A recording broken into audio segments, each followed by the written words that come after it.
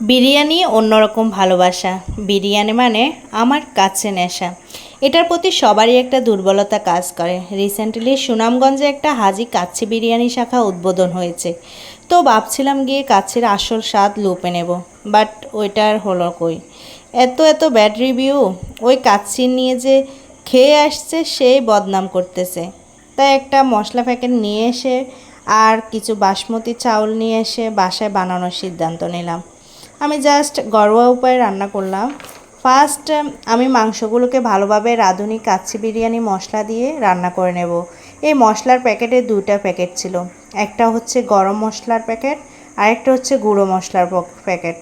মাংস হয়ে আসলে এতে আগে থেকে রাঁধুনি গরম মশলার প্যাকেটে থাকা মশলাগুলো দিয়ে বাসমতি চালগুলো সিদ্ধ করে নেব।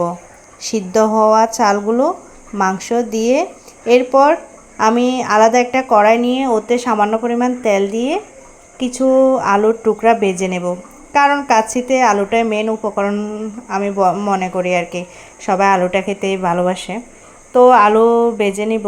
ভেজে রাখা আলুগুলো আমি চাল আর মাংস মিশ্রণটার উপরে ভালো করে বসিয়ে অনেকক্ষণ ধরে আমি এটা বাফে দিয়ে দেব। একটু লো আছে এগুলাকে আমি রান্না করব।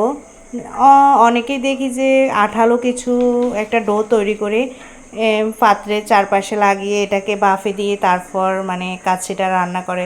তো যেহেতু আমি ঘরোয়া উপায়ে রান্না করতেছি, সব কিছুই আমি বাসায় যেরকম বিরিয়ানি রান্না করি ঠিক ওইভাবেই করেছি। তো অনেক উপকরণ লাগে এতে জানি, টক দই থেকে শুরু করে তারপরে গোলাপ জল, এগুলো আমি আমার বাচ্চারা যেহেতু খাবে বাসায় খাচ্ছি, আমি তো আর বাইরে গিয়ে খাচ্ছি না। তো ওগুলো আমি স্কিপ করে দিলাম আর কি, যাতে বাচ্চাদের কোনো প্রকার ক্ষতি না হয়। আর বেশি মশলার ঘ্রাণ ফেলে বাচ্চারা হয়তো খেতেও চাইবে না, তো ওই রিক্সে গেলাম না আর কি।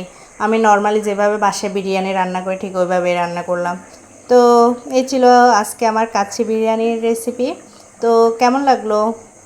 আমার কাছে তো খেয়ে বেশ ভালোই লাগলো। তো রিভিউ দেওয়ার জন্য আমি তো আর কারো কাছে পাঠাতে পারছি না খাওয়ানোর জন্য।